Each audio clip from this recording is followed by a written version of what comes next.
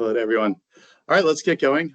So yeah, we've got a exciting and interesting program today. We're going to talk about GameChange's automated HailStow service, which they recently introduced, and VDE Americas did a performance validation, basically like a technology review for. Okay, as I mentioned, my name is John Previtali. I'm a Vice President and Senior Principal Engineer at VDE Americas. And we're joined today by Scott Van Pelt, who is the Chief Engineer at GameChange Solar, and Jonathan Ostrom Allen, who goes as Ostrom around here because we have so many Johns, and he is the Director of Hail Risk Services at VDE Americas. And he actually recently took over my position leading the group that does hail risk services. All right, so just real quickly about VDE Americas. We are an organization that is based in Germany. We've been around since the late 1800s, founded by Werner von Siemens as a standards and testing and safety organization to ensure that products are safe to use and are high quality. Electronic products are safe to use and high quality in Europe primarily, but in the United States, we are a small group of, relatively small group, but do a large volume of business, group that's dedicated to solar and energy storage, technical due diligence. We primarily work for banks. Our largest customer is Wells Fargo. We've worked on about 15 gigawatts of operational projects, and our niche is, we have a niche that is hail risk assessment and mitigation services for solar. So what are we going to talk about today? Well, we'll talk about the hail risk, our hail risk model, and some of our, just very briefly talk about some of our hail risk products. We'll talk about the GameChange hail mitigation service, HailStow, the technology review that I mentioned before, and then we'll have questions and discussions, and then we'll talk about a few new products that relate to hail risk assessment and mitigation. We call it Hail Intelligence from VDE, and then I'll mention some free online resources.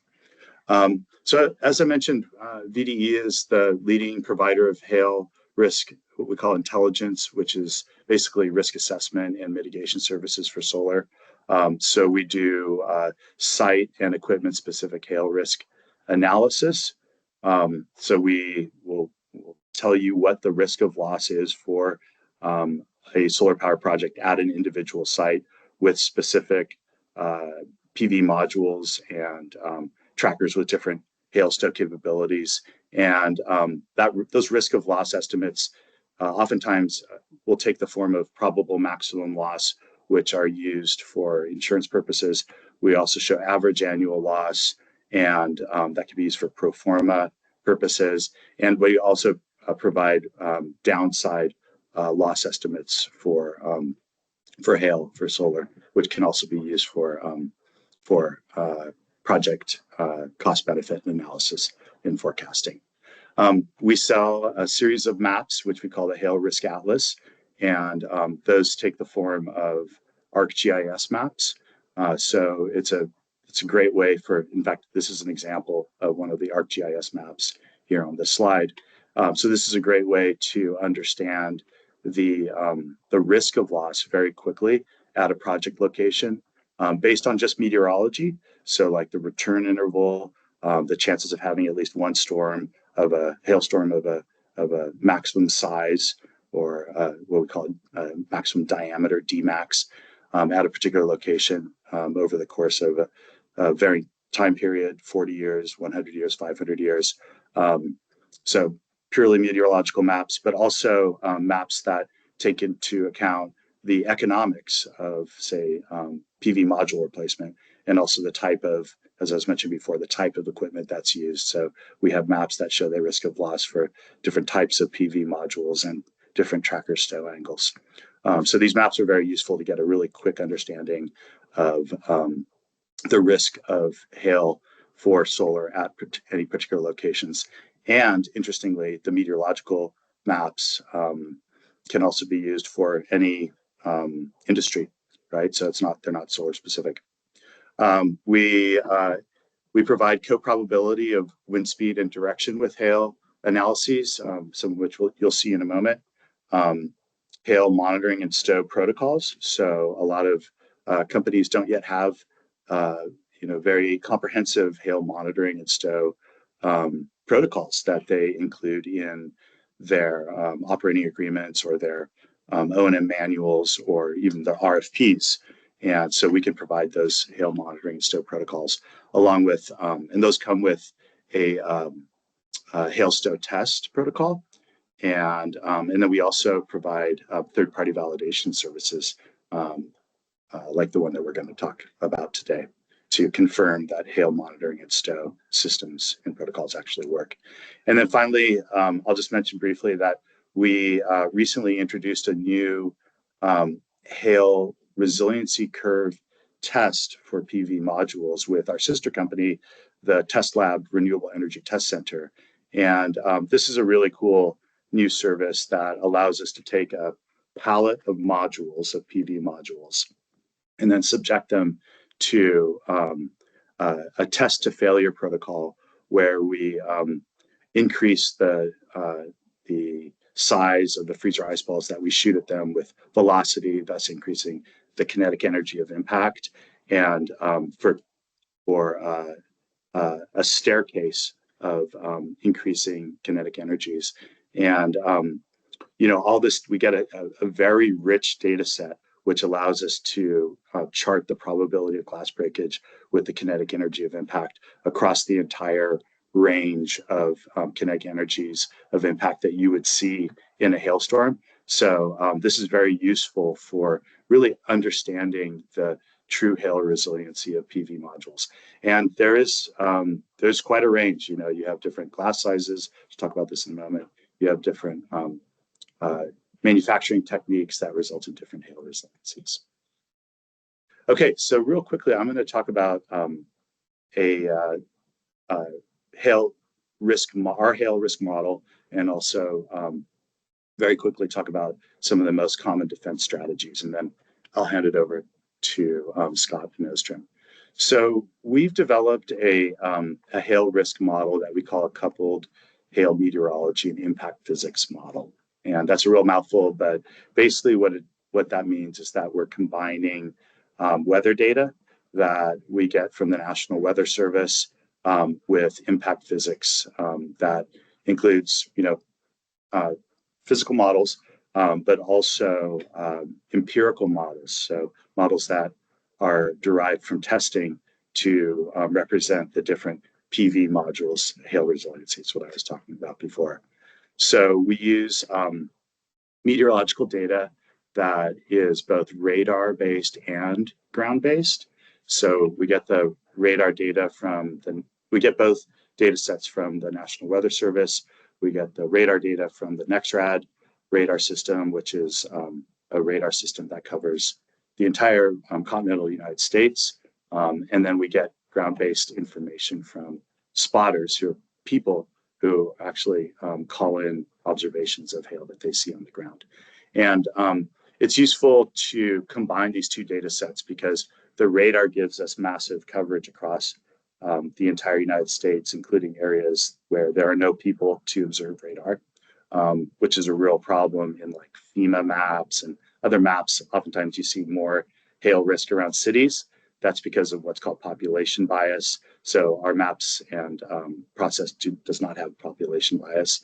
And then we, as mentioned here, calibrate that radar with ground observations, because oftentimes the radar estimates are too large. So we bring them down using ground-based observations.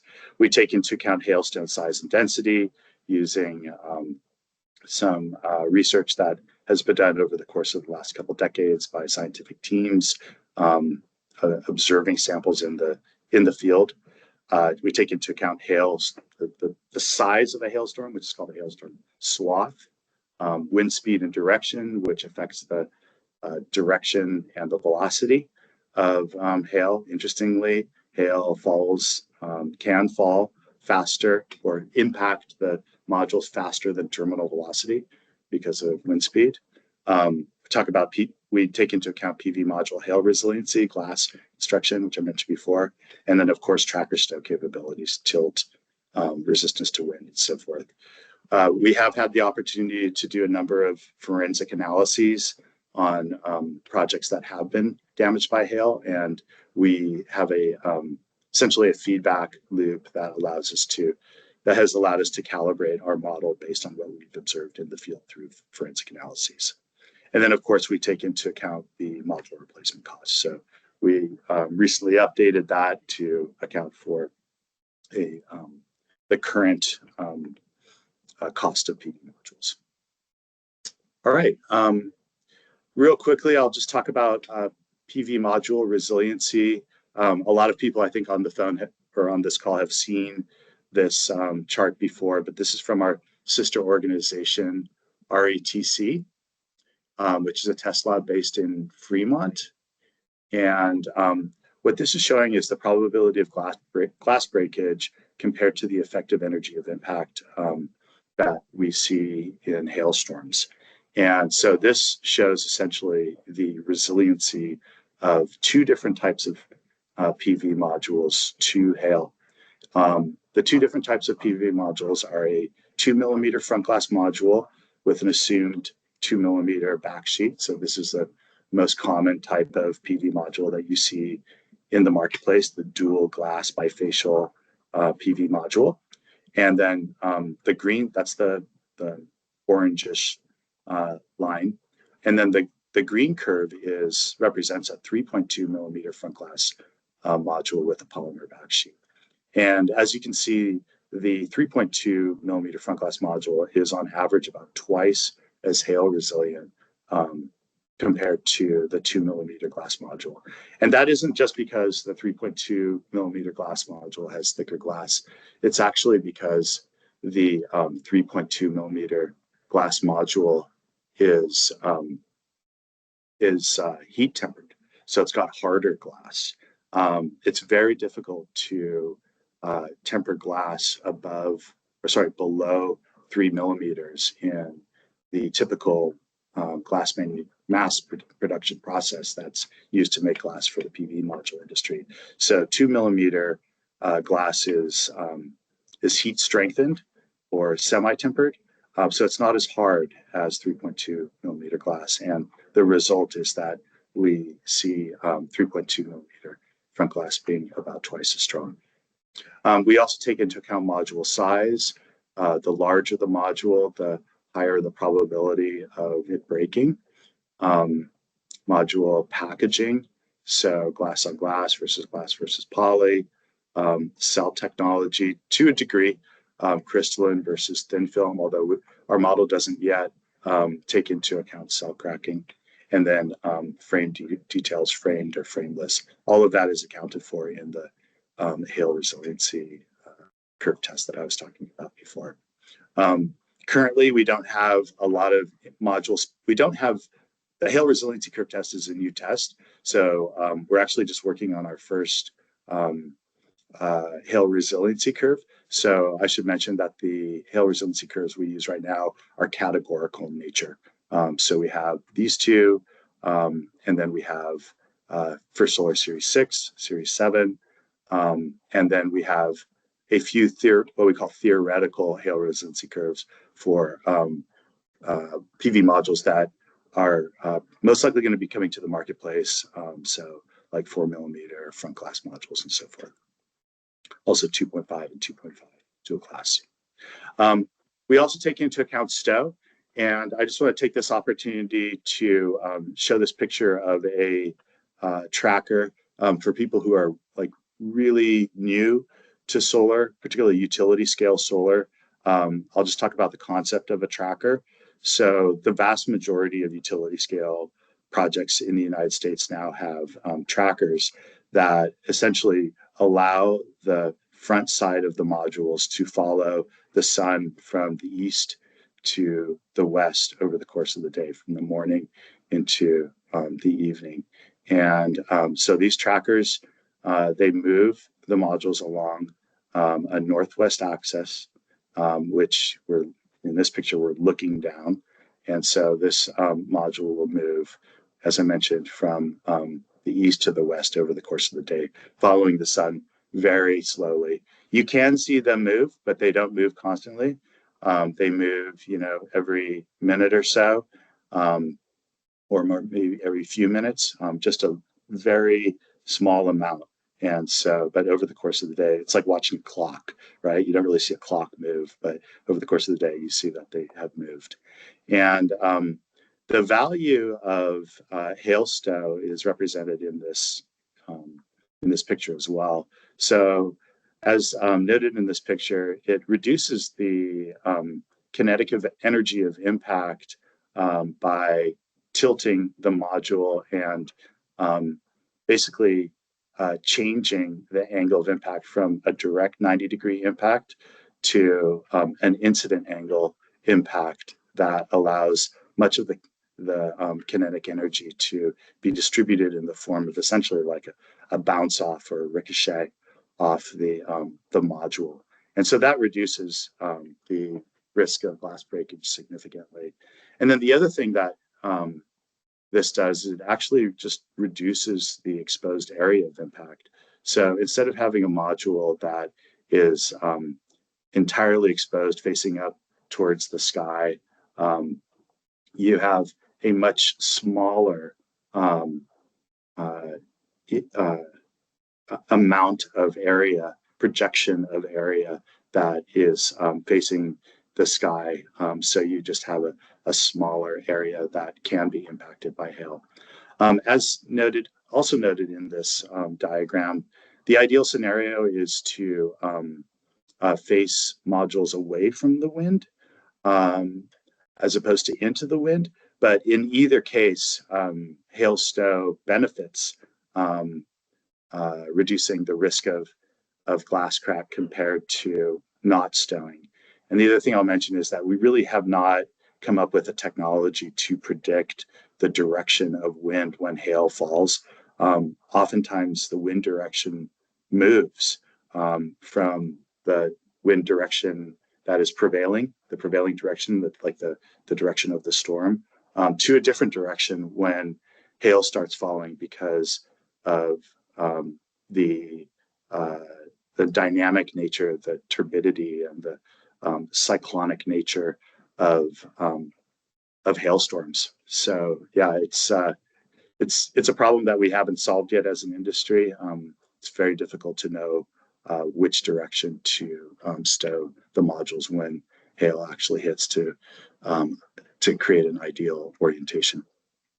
I'll just take this opportunity to mention that we do have a best practices for HailStow memo that describes all of what I'm talking about and can be used as a guide to implementing hail monitoring and stow. It's free from our website. We co-published it last year with our good friends at Wells Fargo, who essentially require this type of hail monitoring and stow for their projects.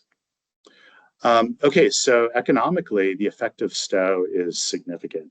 So here I'm showing two loss scenarios. One is a 500-year probable maximum loss, which is the sort of like the worst case scenario loss over a 500-year period. It's not the most extreme loss that could happen.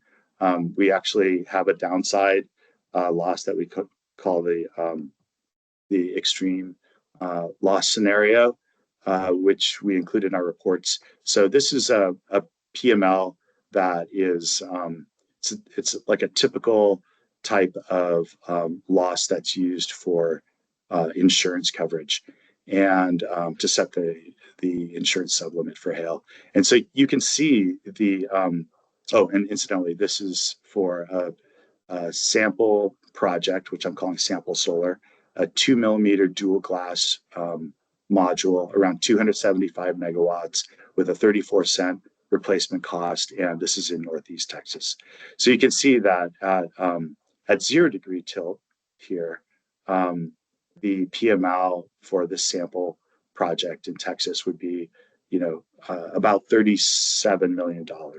Incidentally, we have a Texas reference, which is, a very high risk area, and then a California reference, which is a low risk area, just to show the bookends. And but then as you tilt down 50, 60, 70, 75 degrees, you can see the PML value declines significantly. 25 million at 50, a little over 15 million at 60, and so forth. And so this really shows the benefit of HailStow from a PML perspective. So if you have a really reliable hail monitoring and stow, like we're talking about today, then you can reduce the hail insurance coverage from upwards of 35 million in this case down to whatever your stow angle is. So about $15 million for 60 degree and down to less than $5 million for 75 degree HailStow. So you begin to be able to effectively get insurance coverage, right? That is not going to break the bank, that enables the project to still pencil and is simply available year to year based on fluctuation of insurance capacity in the marketplace. So yeah, it's really HailStow is really an amazing solution from a cost perspective. And then we see the same pattern on average annual loss. So while this PML represents, as I mentioned, like a big expected loss over a 500-year period, this average annual loss is the risk of loss expected on an annual basis. You may not have losses every single year, but on average, this is what you would expect for this project every year. So on average, you would see a decline from around $3 million down to less than $1 million, less than $500,000 if you used a 75-degree tilt module or smart tracker. The other thing that we include in our reports is the co-occurrence of wind speed with hail. So this plots the gust velocity with hail size in different bins. And this is useful for ensuring that from a structural perspective, your tracker is strong enough to withstand wind speeds in HailStow. So in this case, we've got 76 observations at this particular location of hail with wind from 2000 to 2022. And we have 2 observations of 55 to 65 millimeter hail that were at, on average, 40 mile per hour gusts. So if you add a safety factor to that, actually, I'm sorry, I should be using this one. I should be using this higher wind speed value here. So if you look at 35 to 45, you would definitely go into HailStow. Under that scenario, you would want to ensure that your tracker can maintain HailStow in about a 60-degree wind if you add a safety factor to this based on the data. So yeah, this is useful in ensuring that as I mentioned, your tracker is strong enough to withstand high wind speeds during hail events in HailStow based on the particular location. We also show return intervals that are project specific based on hail size. NOH stands for naturally occurring hail, incidentally, and wind speed ranges. So for this particular location, say you're concerned about, say 45 millimeter hail. That's where we start to see hail damage around 35 to 45, depending on the type of module. So, but say you're concerned about 45 millimeter hail, and you can see here that the wind speed at this location, say for like 60 to 70 miles per hour with 45 millimeter hail, is very rare. The return interval is very rare, so it's like around 1,000 years. But if you look at say 35 millimeter hail and like a, let's see what this wind speed is, say 30 to 40 miles per hour, that happens, every around 15 years. This is a logarithmic scale. 15 or 20 years, sorry, 20 years. So this is something that you should be concerned about. So you can use a chart like this to understand what the likelihood of wind with hail at different wind speeds and hail sizes is at your particular location. And then the last thing I'll talk about is just these windroses. For those of you who may not know what a windrose is, this is called a windrose because it kind of looks like a flower, like a rose, and they're commonly used in like for lots of applications, and they typically just show wind speed and direction. And the way it works is that this is a compass and compass face, and these different vectors show the probability of wind coming in at from different directions, and then the colors show the wind speed. And so in this case, we have this blue represents 20 to 40 miles per hour. The teal color represents like 40 to 60 miles per hour. So you can get a sense of and incidentally, these lines here, these circles represent the percent of observations. So you can get of different wind speeds at different directions. So you get a sense of the wind speed and direction of the location. And in this particular case, what we've done is we have included all the wind observations with hail. So essentially, for this location, you can tell that hailstorms typically come in from the west. This shows all hailstorms that have been observed in this area between 2000 and 2022. This area, as I mentioned, is Northeast Texas.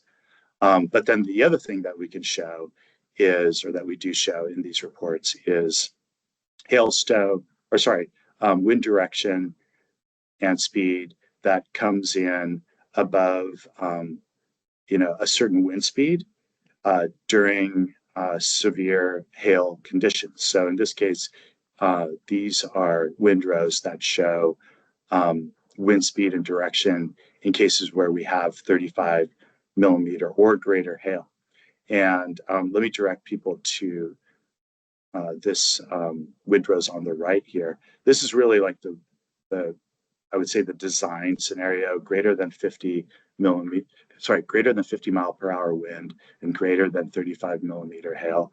In this case, you would expect the storms to come in from this is west by southwest, right? Or in some cases, the north and whatnot, and very rarely from the easterly direction.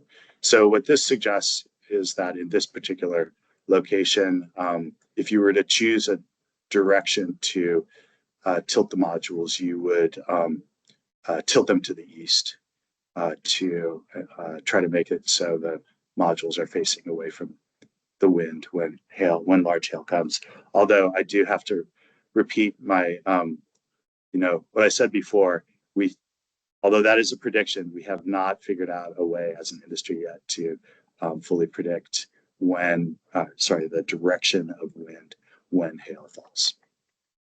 All right, great. Well, now let me turn it over to Scott Van Pelt, and he's going to talk about the new HailStow service from GameChange. So Scott Van Pelt is a professional engineer, and he is the chief engineer at GameChange Solar. As I mentioned before, he oversees the engineering team, and as mentioned here, his role is responsible for the execution accuracy and timeliness of all technical deliverables. So that's a big job. And yeah, he's a PE in 24 states, and he functions as a structural engineer of record for many of the GameChange projects. So his stamp is on hundreds of projects, and he's got over a decade of experience in renewables, and also serves as a voting member of multiple national and international standards committee. And yeah, I really enjoy working with Scott, as I do with his colleagues at other tracker companies. And yeah, so welcome, Scott. Take it away. Thank you so much. And thank you to the VDE staff for inviting us to help host this webinar. So we'll dive in if you want to go to the next slide. So one of the big things for the tracker OEM, as they're figuring out their stow strategy, is to identify what are the triggers going to be of when you go to stow. And there's a couple different trains of thought. So GameChange uses weather forecasting, and that's the recommendation of VDE. There is at least one tier 1 tracker OEM who still uses on-site measurement. But really the goal is to use weather forecasting so in advance of the hail event, the trackers have time to move to stow.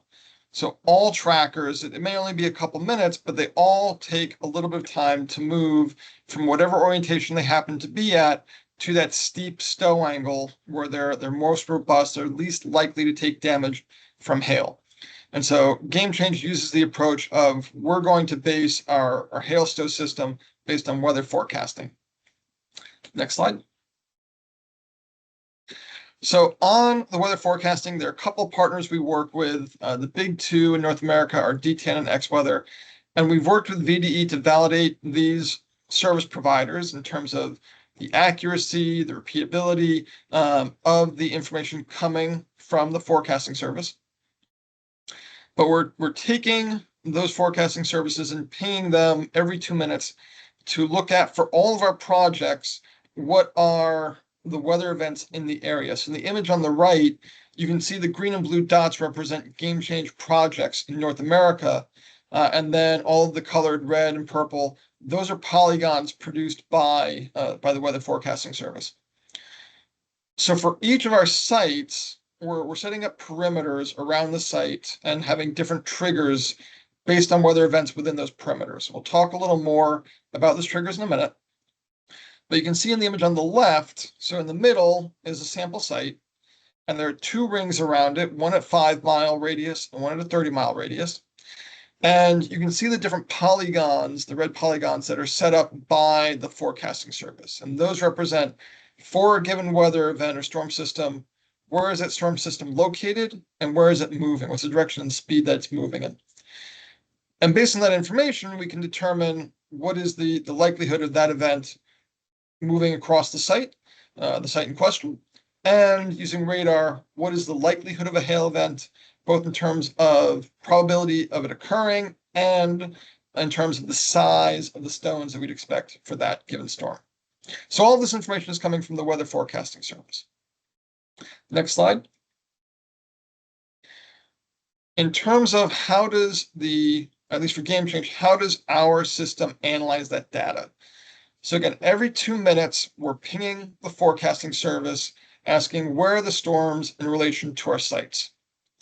From there, there's 2 different processes. So depending on whether or not the site requires NERC compliance, whether or not we can connect directly to the site, we'll either analyze the data, compare it to our triggers, and send an automatic signal to the site to go to stow, or if the site cannot be directly connected to the internet for NERC compliance reasons, the system will take the weather forecasting data, analyze it against triggers, and then send a warning to a network operations center, or renewable operations center, whatever the client's using as their monitoring base, to alert the owner of the power plant that there is a hail risk in the area, and then a human would hit a proverbial button, causing the system to go to stow. But the ultimate goal, regardless of whether it's an automatic or semi-automatic process that there's a command that's issued either directly to the field or to the NOC if certain triggers are met, saying that there is a hail warning for a given site. Okay. The system would then remain, go back one slide. The system would then remain in that hail orientation, or in that HailStow, until the weather forecasting service says, all right, there's no longer a threat. So in other words, the trigger is no longer met. And we typically have a restore time or a wait time before we'll send the command, again, either autonomous or semi-autonomous, to the site to say return to normal operation or restore from HailStow. Next slide. So what are the trigger criteria? And again, we're measuring against these trigger criteria every 2 minutes. So the first is kind of if the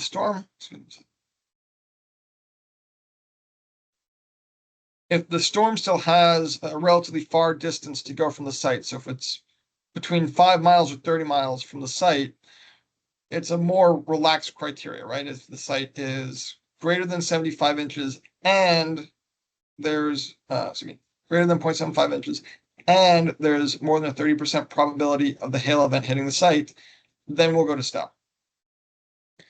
If the weather center is closer to the site, so within 5 miles of the site, right, it's a much more broad criteria. It's a smaller hailstone size, and it's an or, not an and in our Boolean logic. So it's either a smaller hailstone size or there's a 30% likelihood of the hail event occurring on site, then that will trigger a hail warning. And so again, we kind of have 2 tiers of triggers depending on the proximity of the weather event to the weather system to the site. As I just discussed, right, there's both a semi-autonomous or autonomous system, depending on whether or not the site can be directly connected to the internet. And then there's restore time after the event. So after the storm system moves beyond the site, when neither of those trigger criteria are met, the system will still wait for a period of time. Our default is to have it wait for an hour, although that is configurable, before the system restores and goes back to normal operation.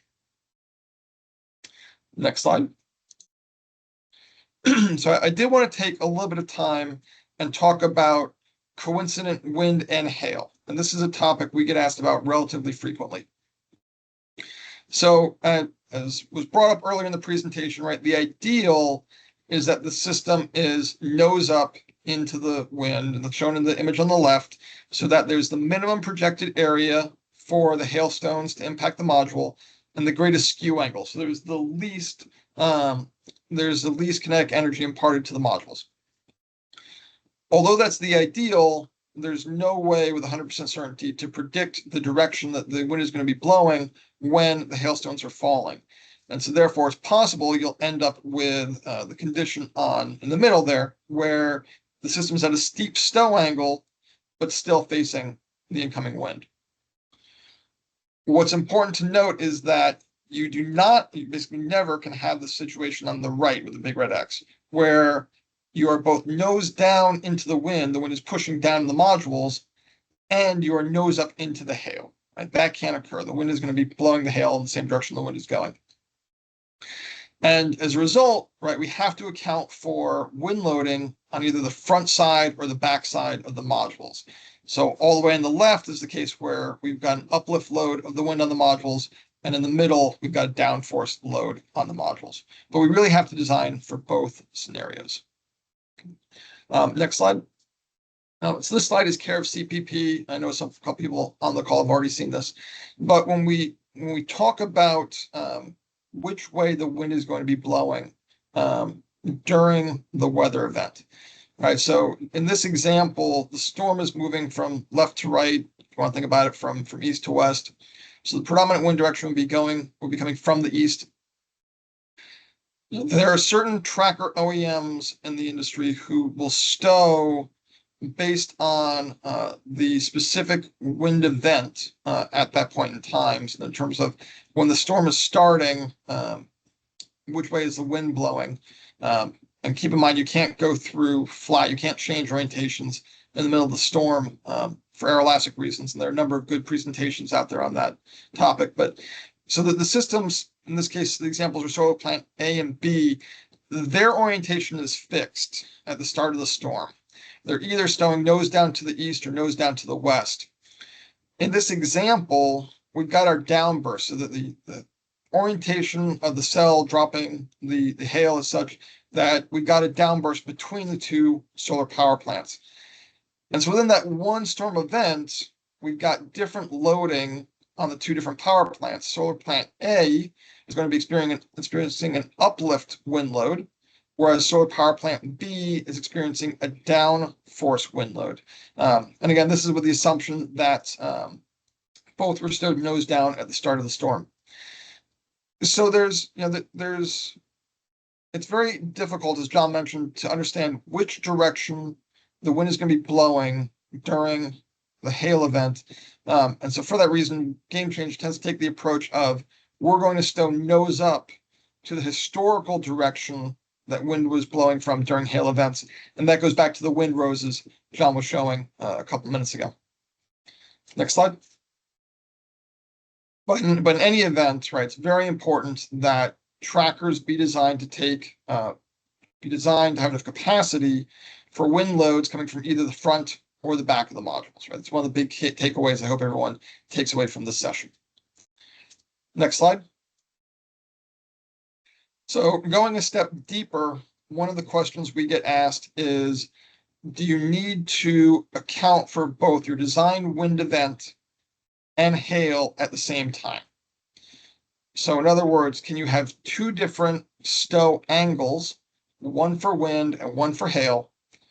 Or do you have one stow angle? So again, you're considering that you're going to be in that very steep tilt angle for hail when you have your design wind event. And GameChange's approach is to look at the statistical analysis of the site, and thanks to VDE, because they help us with this, crunch these numbers, and look at what is the likelihood of an event occurring at that site where we have both hail and a very significant wind speed at the same time. And for GameChange, we define significant wind speed as 70 miles an hour or greater. And so again, JP went through this slide a little bit, or a similar chart a little bit before. So we've got the hailstone size running along the x-axis, mean return interval along the y-axis. Typically, we're using a 500-year MRI cutoff.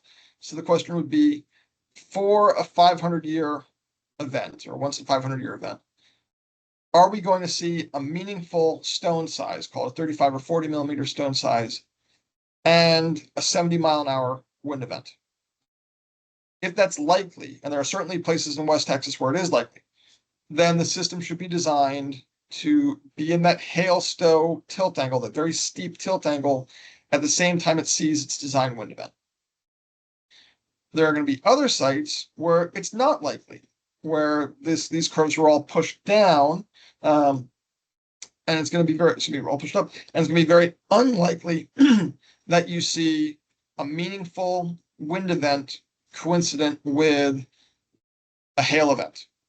So you could have hail events with 20, 30, 40 miles an hour, but a meaningful hail event with a 70 mile an hour wind event would occur once every 1,700 years or 2,000 years, right? For those sites, we're going to split the tilt angles. We can create a more economical design if we have separate tilt angles for stow and for hail. And again, the statistics is all what runs that decision, or at least how we guide our owners to make that decision. Next slide.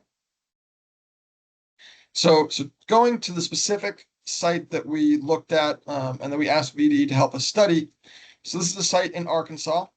So certainly hail prone, although not the most hail prone part of the country. The site was less than 80 megawatts, so we could connect to it directly without violating any NERC SIP requirements. And that allowed us to get a lot of the data back that was the basis of the study. For this specific project, DTN was the provider of the weather forecasting, and this site has a steep stow to the west for hail warnings. And with that kind of cue up to the study, I'm going to pass it back to the VDE staff to dive into the details. Great. Thank you very much, Scott. All right.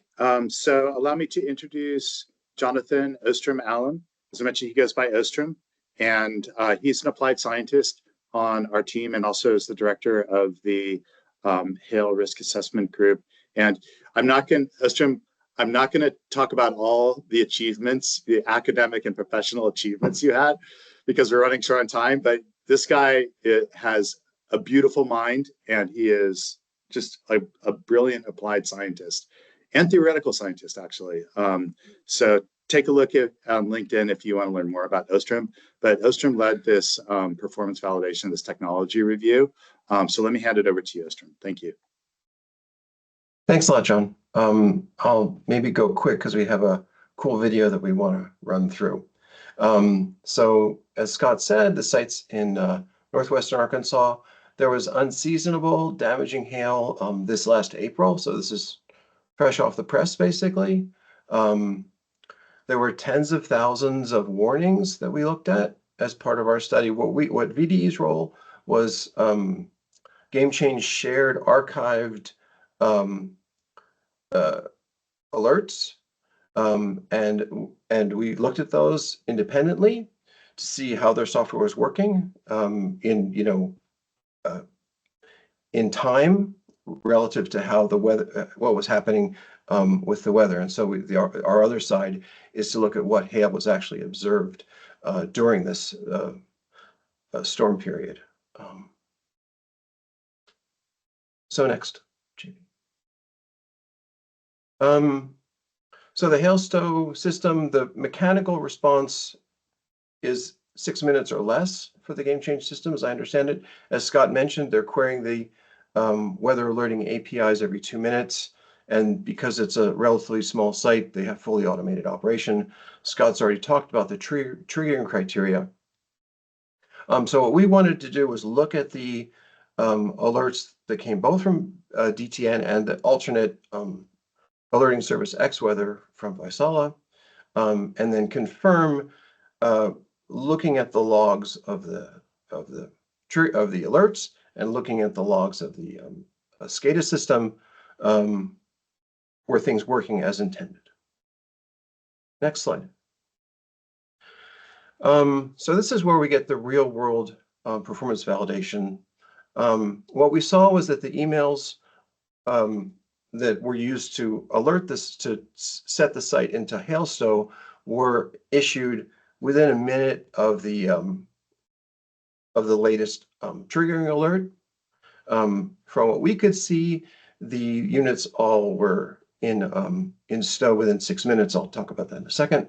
And so we had 100% activation rate for the triggering alerts. We looked at tens of thousands of alerts, and that was just a fraction of them. They're polling every 2 minutes, and sometimes the alerts, sometimes the polling will return multiple alerts if a number of storm systems are coming through. So for the study period in April of this year, we saw 100% uptime for the API, zero manual intervention, and so then 24/7 monitoring capability. This table now is how the system performed based on hail observations. And so those observations were either radar indicated, as John was mentioning before, or ground observations. So we looked at them both. We had 6 events where storm systems passed through, where triggering alerts were generated, and where the system went into HailStow from April 2nd to April 5th, and these were a few hours up to 6 hours. The system was successfully activated in all these cases. But I think what's sort of the ground truth side of this is this nearest hail observation. Okay, and so what we have is 3 columns here. Before activation means the way the GameChange system works, the way the HailStow system works is the weather alerts are polled every 2 minutes. And then once a triggering alert is seen, the first triggering alert, then an email sent, and HailStow activation begins. So We only saw one case where hail was observed within 30 miles of the site. It happened on April 4th, 14.5 miles away from the site before that activation alert was sent. That's sort of a pop-up storm. The way the data worked is the system was polled every 30 minutes. And so if the alert happened at, say, 15 minutes after the hour, we wouldn't it wouldn't be polled until 30 minutes after the hour. And so there's that 15-minute gap where we're not sure what where the system is. And so this is kind of the awaiting confirmation. The activation email has been sent, but we haven't yet hit that 30-minute polling period where we could confirm that the system's in HailStow. And so within this sort of gray area, because of the data availability, we see, again, that April 4th is maybe the most concerning with a 10-mile, with hail seen within 10.4 miles. It's quite likely, though, that the system was in HailStow at this time. We just can't confirm that. And then the third column shows in the condition that the system's been activated, the polling period has been reached, and HailStow has been confirmed, then we see all these systems that generated triggering alerts generated hail within 30 miles, some as close as 4.4 miles away, and the system was verified to be in HailStow at that time. Okay, so this is the ground truth side of it, and the system worked as designed for these events. Okay, great. And then we're going to focus on one event. This is that April 4th event. It's an overnight event. It starts at midnight. Okay. There's a lot of data. So you ready, JP? Mm-hmm. Okay, great. There's a lot of data on this. We're going to run through this twice. The first time I'm just going to orient you. So first piece of data is we have a map. So the site is the square in the middle, and then we have a 5-mile radius, a 30-mile radius around it. The next layer of data is the radar, which is the colored, weather radar they're all used to seeing, and that's progressing with the every 5-minute radar scans that are reported by NextRad. The next thing you'll see, and you'll see these pop up and go away, they're the purple diamonds are the warnings generated. There's one generated by DTN, and then also the warnings generated by XWeather, which are the red X's. And so these are the archived warning data that GameChange shared with us that we're plotting here to show when this happens. These are only valid for a 2-minute period, and then as the system continues to poll, the same alert might come up multiple times, but then they disappear from consideration in the algorithm. We take them off of this plot. The next thing you'll notice is these circles, and this is where actual hail was either, I think in this case it was all radar indicated hail. And you see a band of, and the circles, the color and the size indicates the color and the size of the dot indicates the size of the hail observed, and the keys down there. And this is in inches. All this is damaging hail potentially. And so you see the hail comes in bands from the southwest to the northeast as the storm progresses. And so you can watch this one come up. The last layer of data, which we haven't, is up in the upper right. And this shows how the HailStow system's working. We mentioned sort of the activation emails, and you'll see the green flashes on activated and not activated.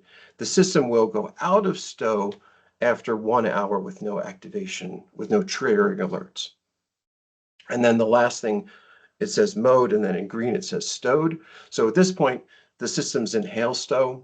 At the end of this, you'll see that the mode goes back to tracking, which means that the system's not, in HailStow protected mode anymore. Okay, so I think we're almost at the end of this, and then we'll just run it again. And having oriented everyone, then we can talk about what actually is happening. So we see bands of weather, potentially hail generating weather, coming from the southeast to the northwest. We see the DTN alerts and the X-weather alerts, which are very much on top of one another, providing very similar signals in terms of when to stow. And these alerts for this storm are actually coincident with hail, radar indicated hail. Okay, that you see those 3 dots populated there. Now we have another band of weather coming in from the southwest to the northeast again. So we have the alerts. JP, could I ask you to just kill this one and run it again so that we can see the activation and the stow mode? You have to watch for that at the beginning. Okay, so right now it's in mode tracking at the very beginning. We'll just run this for a short time. Thanks, JP. And then it says activated, and then it's in the stowing. We put stowing mode there. The activation email's been sent, but we haven't yet gotten the confirmation from the polling that it's in stow mode. And that'll show up in a few minutes here, a few frames. There it goes. Now it's in the stow mode. We'd hit that polling, data polling that we got. Okay. So it's really cool to see how it works in real, in time, because you have all these things synchronously going on. The weather alert software is doing a lot of stuff. The HailStow software is doing a lot of stuff, and it all has to work together for the system to be actually in stow when hail's nearby, which is what we observed here in April at this site. Great, excellent. Yep, thank you, Esther. Thanks. Okay, excellent. So I know we just have a minute left. I don't know if Scott, if you have time to stay on a little bit longer. Thank you. But yeah, if anybody has any questions, feel free to put them into the QA and we can answer some questions. Right, I'm not seeing any questions, interestingly. So I see one about direction. Oh, there we go. Yeah, so GameChange has 2 flavors of motors. One that will only stow in one direction, one that can stow east or west. For maybe for a future Tech Talk with VDE, we can go through some of the LCOE analysis of those 2 options. I will say we do find that stowing nose up or designing the system so that it always stows nose up based on the historical direction of wind. And again, that goes back to some of the wind roses that were shown earlier in the presentation. Does find that that's very economical in terms of LCOE and lower CapEx versus marginally incrementally higher insurance rates. Yeah, we can certainly go through that in another webinar. Thanks. Okay, great. And then looks like we have another question from Mike Amati. You mentioned that it would take roughly 6 minutes for the tracker to reach stow. However, in the time-lapse video of the storm, it took longer than 6 minutes to receive stow mode. Why is that? So the 6 minute, and Scott can talk to this better. I'll just talk about the video. The 6 minutes is mechanically how long it takes to go from the far east to the far west stow position. And Scott can correct me if I'm wrong on that. But the data for the site was only pulled at the half hour. And so if the system went into stow at 15 minutes after the hour, we wouldn't know about it from the recorded data until 15 minutes later. And so that's where that gap is, that gray area. We have no reason to expect that the system did not go to stow in its design time. And I'll just add to that, a lot of our more recent jobs, owners are requesting more frequent polling, so 5 minute down to 1 or 2 minute polling. This just happens to be an older site with a wider polling period. Okay, great. We do have some additional questions here. One is from Travis. How is GameChange measuring hail in situ to validate and improve the skill of the DTN and X-weather forecasts?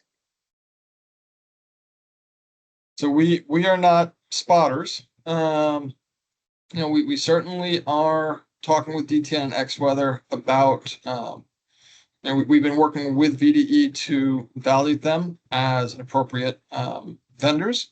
There are other forecasting services that we're talking to try and validate them. We're meeting with DTN next week or 2 weeks from now at RE Plus. So we're constantly pushing them to improve. But GameChange is not necessarily experts in weather forecasting. So we're pushing them to improve, but we know they are better than us on knowing how to do that. Yeah, that makes sense. This next one is from Michael Putter. Is stowing mostly dynamic or statistical? And what is tracking mode at night? Yeah. So stowing is dynamic, right? It's purely based off the triggers that we showed.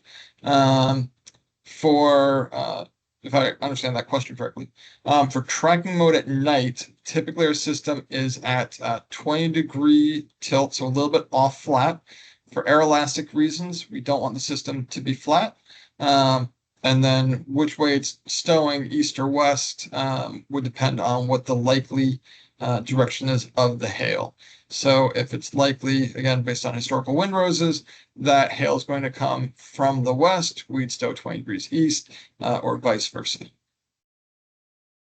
Okay, great. Thank you. This next one is, I think this is the last one, from Carolyn Hartman Lafredo from NG. Can GameChange trackers only stow in one predetermined direction? Yeah, I think that's the one that I took at the very beginning.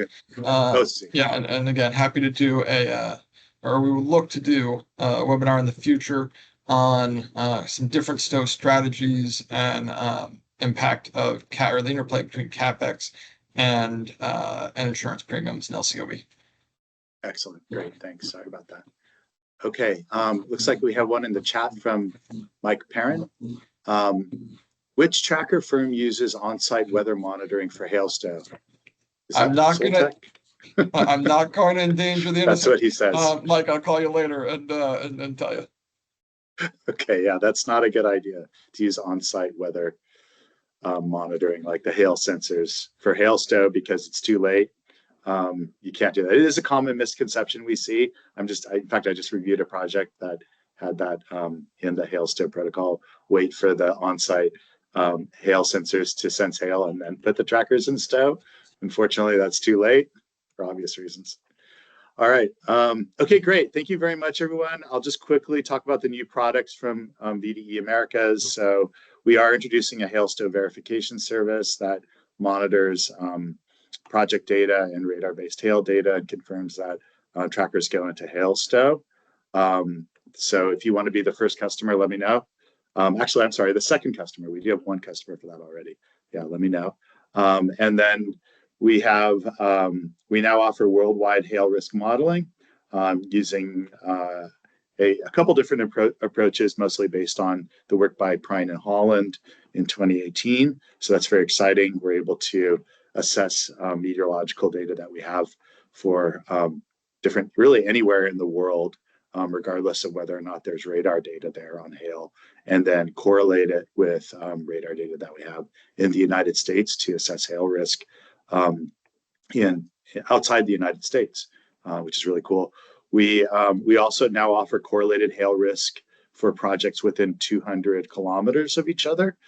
So many times projects are bunched together in portfolios within 200 kilometers, so we can do that. And I already talked about the hail resiliency curve testing that is now available from RETC, so we're able to produce PV module specific hail resiliency curves. All right, well, thank you very much. Sorry for going over a little bit. Oh, sorry, we have free online resources. Finally, already talked about the best practices memo. There is also a forensics database that I'm encouraging people to use that is part of the Duramat NREL initiative. You can put on-site data there about hail that has caused damage, that has not caused damage. We are particularly looking for projects where there is hail and hail stow worked to avoid damage. And then we also recently co-published a HailStow and risk evaluation form with KWH Analytics, the insurance company, that allows people to submit information to confirm that their hail monitoring and stow protocols are working effectively in exchange for a discount in insurance from KWH Analytics. All right. With that, thank you very much for